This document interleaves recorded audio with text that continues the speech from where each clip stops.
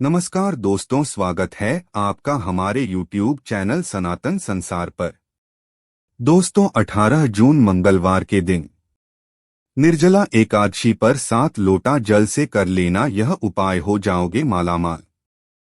इसीलिए दोस्तों, आप लोगों को इस दिन पंडित जी द्वारा बताया गया अपनी अभी की सीहोर समर्पण कथा में एक लौटा जल वाला जो उपाय है जरूर करना चाहिए। और दोस्तों, बहुत सारे लोगों ने तो यह वाला उपाय करना भी शुरू कर दिया है, लेकिन बहुत सारे लोगों को उपाय समझ नहीं आया है, जिस कारणवश वह अभी तक यह वाला उपाय नहीं कर पाए हैं। तो इस वीडियो में आप लोगों को 18 जून, जिस दिन जून महीने की बड़ी एकादशी है, इस दिन आप लोगों को एक लोटा जल वाला उपाय जरूर करना चाहिए, जो कि पंडित जी ने अपनी अभी की ही समर्पण कथा में बताया हुआ है। तो चलिए दोस्तों, उपाय को शुरू करते हैं। देखिए, यह दिन इतना खास होता है, इतना महत्वपूर्ण होता है। देखा गया है कभी कभी बड़े बड़े पूजा पाठ अनुष्ठान से जो मनोकामना पूर्ण नहीं होती है, वह एकादशी के दिन एक छोटे से उपाय करने से ही आपकी मनोकामना पूर्ण होती है। और बहुत सारे लोगों ने इस उपाय को किया भी है, और उनको इस उपाय को करने का फल भी जरूर मिला है। यदि आप लोग भी इस उपाय को निर्जला एकादशी के दिन करना चाहते हैं, तो आप इस उपाय को पहले अच्छे से समझ लेना, सुन लेना, उसके पश्चात करना। आपको इस उपाय का फल जरूर मिलेगा। और इस उपाय को करने से आपके घर में चाहे किसी भी प्रकार की दुख और समस्या क्यों न चल रही हो, आपको उसका कारण भी नहीं पता है कि भाई ये समस्या किस कारण चल रही है। उसका कुछ भी कारण हो सकता है, जैसे पितृदोष हो सकता है, या किसी भी तरह का मंगल दोष भी हो सकता है, और भी बहुत तरह के दोष होते हैं। कुछ भी हो सकता है, पर आपको इस उपाय को करने के लिए अपने दोष को पता लगाने की भी जरूरत नहीं है।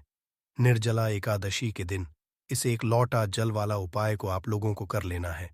दोस्तों, अब हम समझते हैं इस वाले उपाय को हमें करना किस समय है।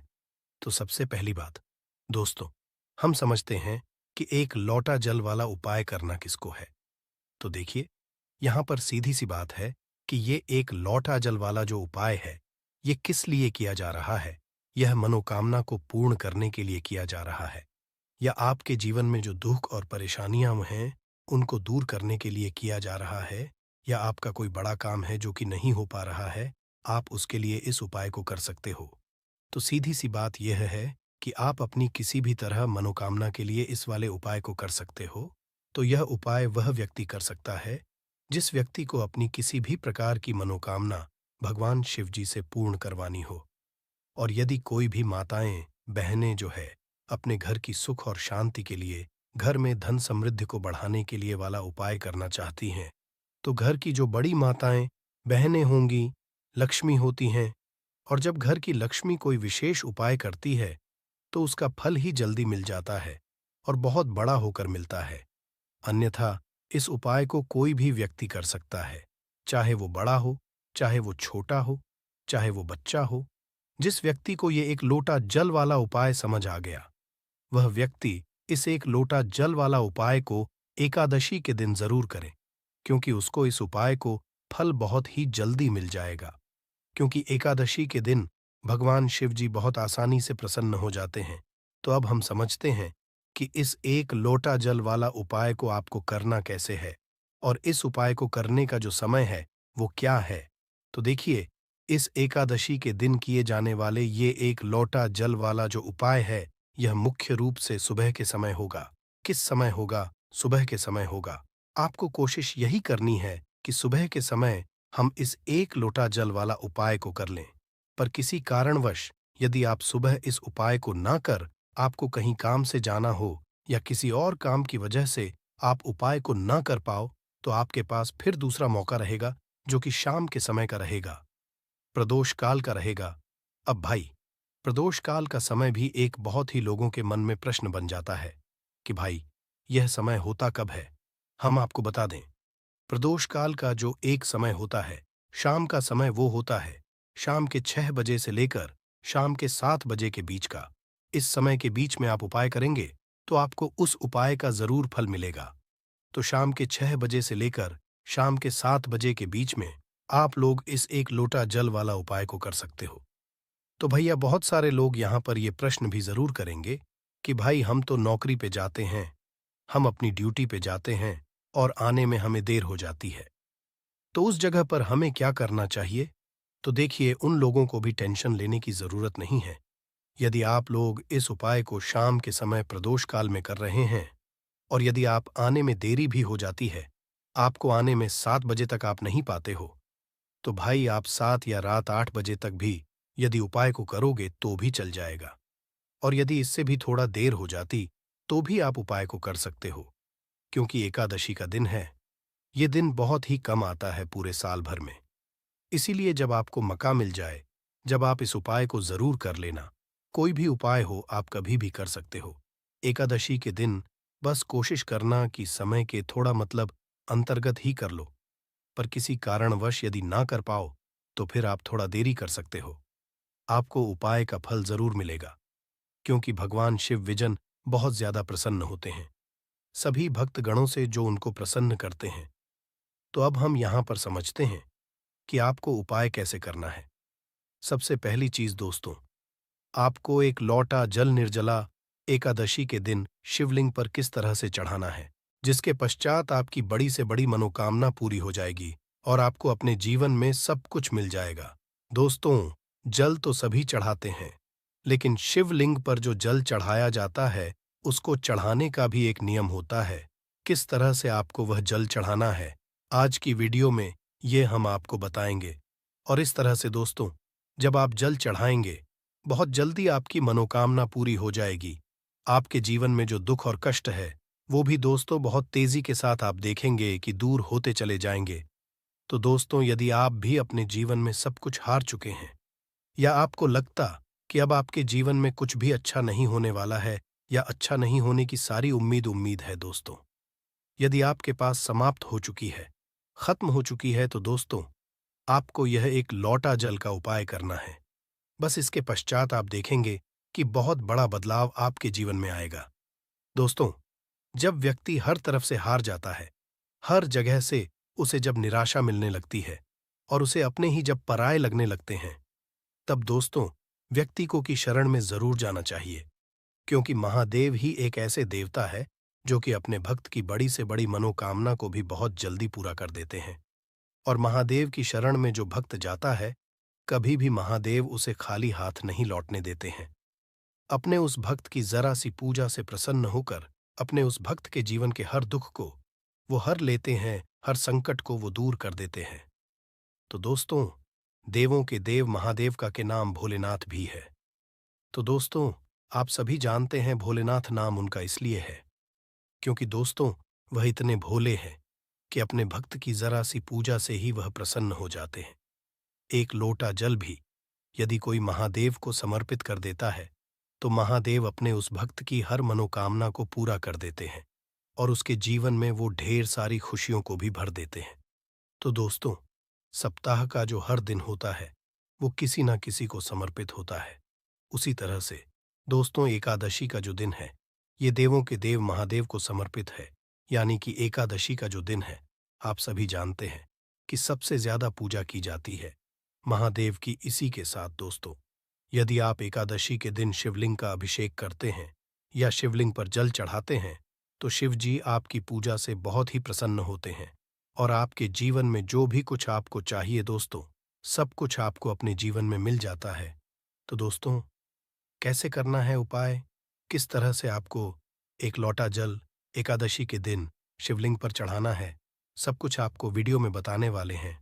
तो दोस्तों, आपको यहाँ पर एक लोटा जल लेना है अपने घर का, क्योंकि दोस्तों, जब आप अपने घर से एक लोटा जल चढ़ाते हैं शिवलिंग पर, तो वो जल शिवलिंग से होता हुआ माता रानी के हस्तकमल पर जाता है और इससे दोस्तों, आपके जो पितृ हैं वो भी सदैव रहते हैं।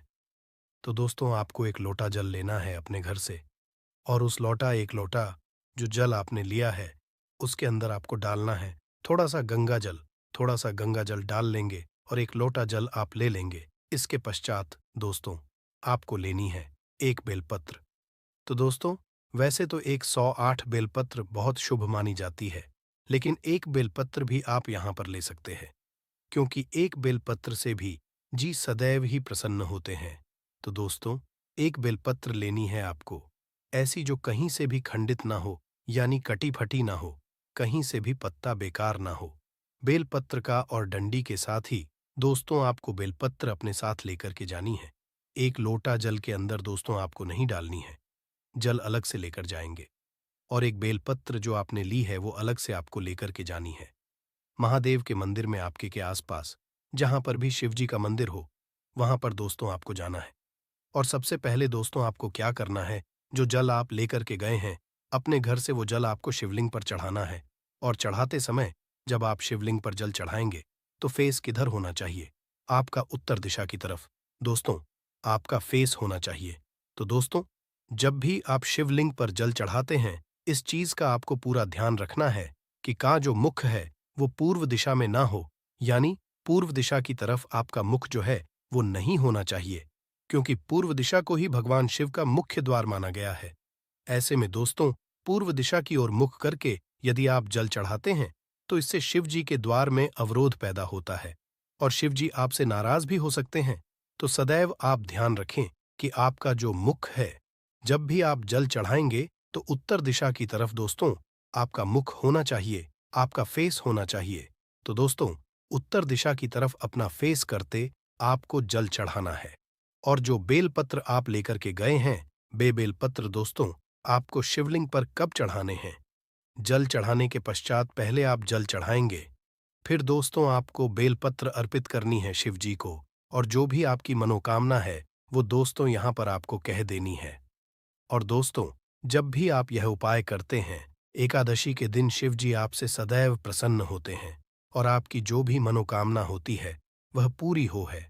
आपको अपने जीवन में सब कुछ मिल जाता है दोस्तों, जब आप इस तरह से शिवलिंग पर एक लोटा जल अर्पित कर देते हैं। दोस्तों, जब आप शिवलिंग पर जल चढ़ाएंगे तब आपको शिव जी का जो मंत्र है, ओम नमः शिवाय श्री शिवाय नमस्तु भयम, इस मंत्र का जप भी करना है।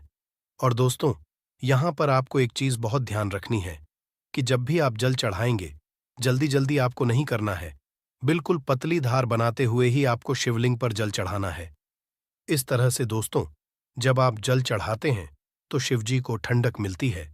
आप सभी जानते हैं कि शिवजी ने समुद्र मंथन के दौरान जो विष निकला था उन्होंने ही ग्रहण किया था, जो कि उन्होंने अपने गले में रखा है।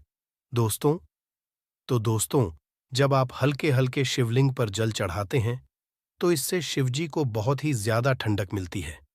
और जितनी पतली धार आपके लौटे के जल की होगी, उतनी जल्दी दोस्तों आपकी कामना भी शिवजी पूरी कर देते हैं। तो इस तरह से एक लोटा जल चढ़ाई है, आप खुद देख लेंगे कि आपको अपने जीवन में सब कुछ मिल जाएगा। तो ये था दोस्तों पहला उपाय जो करना है आपको एकादशी के दिन। अब जल्दी से बात कर लेते हैं दूसरे उपाय की, जो कि करना है आपको एकादशी के दिन ही।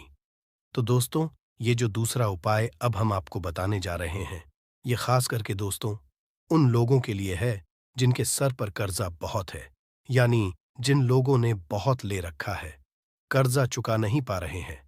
बहुत प्रयास करने के पश्चात भी आप कर्जे के बोझ तले दबते ही जा रहे हैं। आप किसी से उधार लेते हैं ये सोचकर कि थोड़े दिन में ही आप उस पैसे को चुका देंगे, लेकिन कुछ ना कुछ आपके साथ ऐसा हो रहा है कि आप दूसरों का पैसा नहीं दे पा रहे हैं। या फिर दोस्तों, आपको धन को लेकर सदैव परेशान होना पड़ता है, किसी न किसी से उधार सदैव ही आपको लेना पड़ता है। तो ये दूसरा उपाय करना है आपको, एकादशी करके देख लीजिए, सारा कर्जा आपके सर से उतर जाएगा और धन से जुड़ी जितनी भी समस्याएं हैं, जितनी भी प्रॉब्लम्स हैं, वो बहुत तेजी के साथ दूर होने लगेंगी। तो दोस्तों, उपाय को करने के लिए आपको यहां पर लेना है शहद, और आपको एकादशी के दिन शिवलिंग का अभिषेक करना है शहद से। तो दोस्तों, कितने एकादशी करना है? ये उपाय आपको कम से कम 5 एकादशी करना है। करके देख लीजिए जी, आप देखेंगे कि शहद से शिवलिंग का अभिषेक करेंगे तो आपके जीवन में जो कर्जे से जुड़ी समस्याएं हैं वह दूर हो जाएंगी। और इसी के साथ दोस्तों, धन वृद्धि आपके जीवन में बहुत तेजी के साथ होगी और जितना भी कर्जा आपके सर पे है वह भी दोस्तों बहुत तेजी के साथ उतरने लगेगा। दोस्तों, जब भी आप कोई उपाय करते हैं, पूरी सच्ची श्रद्धा के साथ करते हैं, भोलेनाथ पर पूरा विश्वास रख करके करते हैं, तो दोस्तों भोलेनाथ अपने भक्तों के जीवन में जितने भी दुख कष्ट होते हैं उन्हें तो दूर कर ही देते हैं। अपने भक्तों को कभी वह दुखी नहीं होने देते हैं। तो दोस्तों, यदि आप अपने जीवन में हर तरफ से हार चुके हैं, हर तरफ से आपको ऐसा लगता है कि आप कोई उम्मीद नहीं बची है आपके जीवन में, तो दोस्तों, आपको महादेव की पूजा एकादशी के दिन जरूर करनी चाहिए। और सरल से उपाय जो हमने आपको बताए हैं, उन उपायों को आप करके देख लें। आप देखेंगे कि आप अपने जीवन के समस्त दुखों से और कष्टों से सदैव के लिए छुटकारा पालेंगे। तो दोस्तों, देवों के देव महादेव की शरण में जो व्यक्ति जाता है, काल भी उसका कुछ नहीं बिगाड़ पाता है, आप सभी जानते हैं। तो दोस्तों, जो व्यक्ति महादेव की पूजा करता है, स्वास्थ्य भी उस व्यक्ति का सदैव सही रहता है, कभी भी उस व्यक्ति को कोई बीमारी परेशान नहीं करती है। दोस्तों, जब भी आप शहद से अभिषेक करेंगे, तब आपको ओम नमः शिवाय इस मंत्र का जब भी दोस्तों आपको जरूर करना है। तो चलिए अब जल्दी से बात कर लेते हैं अपने तीसरे उपाय की, जो कि एकादशी के दिन ही आपको करना है। और ये जो तीसरा आपको बताने जा रहे हैं, इस उपाय को करने से महालक्ष्मी की कृपा आपके घर परिवार पर सदैव बनी रहती है। और देखिए, माँ लक्ष्मी की कृपा जब सदैव बनी रहेगी, तो कभी भी आपको अपने जीवन में धन की कमी का सामना नहीं करना पड़ेगा। देखिए, सुख और दुख तो जीवन में लगे रहते हैं, लेकिन दुख कब बढ़ जाता है? जब व्यक्ति के पास धन नहीं होता है। क्योंकि यदि व्यक्ति के पास पैसा है, तो यदि उसका स्वास्थ्य ठीक नहीं है या कोई इतना मोटा दुख जीवन में आ भी गया है, न तो हमें लगता है कि हाँ, चलो हमारे पास पैसा है, हम डॉक्टर को दिखा सकते हैं, कुछ भी कर सकते हैं, है ना? लेकिन यदि पैसा ही नहीं है, तो हम अपना इलाज तक एफर्ट नहीं कर सकते, इलाज तक नहीं करवा पाते हैं। जब व्यक्ति के पास पैसा नहीं होता है, तो इससे अंदाजा लगा सकते हैं कि पैसा कहते हैं सब कुछ नहीं होता है। लेकिन ऐसा नहीं है कि पैसा कुछ भी नहीं होता है, पैसा बहुत जरूरी होता है। तो देखिए, क्या है आपको एकादशी वाले दिन आपको पक्षियों को कुछ ना कुछ खाने के लिए जरूर देना है। आप कहाँ पर देंगे? देखिए, इसे आप अपनी छत पर भी दे सकते हैं। अब बहुत सारे लोग क्या करते हैं कि पक्षियों के लिए छत पर दाना तो डालते हैं, लेकिन वहां साफ सफाई नहीं करते। उससे क्या क्या होता है कि राहु एक्टिव हो जाता है और फिर बहुत सारी चीजें जो है वो जीवन में बिगड़ने लगती है। तो आप अपनी छत पर भी पक्षियों को दाना दे सकते हैं। बस ध्यान ये कि कभी भी पक्षियों की जो डीट होती है वो आपके छत पर ना हो, सदैव साफ सफाई करते रहें। आप ये पक्षियों को दाना किसी बाहर भी जाकर दे सकते हैं। कोई पेड़ आदि है, आपके घर के आसपास कोई गार्डन है, वहां पर भी दे सकते हैं। इस दिन आप पक्षियों की सेवा जरूर करें, उनके लिए पानी की व्यवस्था जरूर करें, क्योंकि इससे क्या होता है कि श्री हरि विष्णु आपसे बहुत जल्दी प्रसन्न होते हैं। और श्री हरि विष्णु प्रसन्न हो गए तो मां लक्ष्मी प्रसन्न होती ही होती है। तो यह इतना उत्तम उपाय है कि एकादशी के दिन यह जो उपाय है, यह सबसे उत्तम माना जाता है। साथ ही साथ यदि आपके घर के द्वार पर इस दिन कोई भी आए, कुछ भी आपसे मांगने, कोई भी जरूरतमंद व्यक्ति हो, कोई गाय हो, कोई कुत्ता हो, उसे कभी भी खाली हाथ न जाने दे। यदि कोई भी जानवर आता है, उसे खाने के लिए दें। कोई जरूरतमंद यदि व्यक्ति आपके घर पर आ रहा, उसकी मदद भी आप इस दिन जरूर करें। तो देखिए, बहुत अच्छे से उपाय आपको समझाने और बताने का प्रयास किया है। तो दोस्तों, अगर यह वीडियो पसंद आई हो तो कृपया चैनल को सब्सक्राइब करें और वीडियो को लाइक करना ना भूलें। धन्यवाद।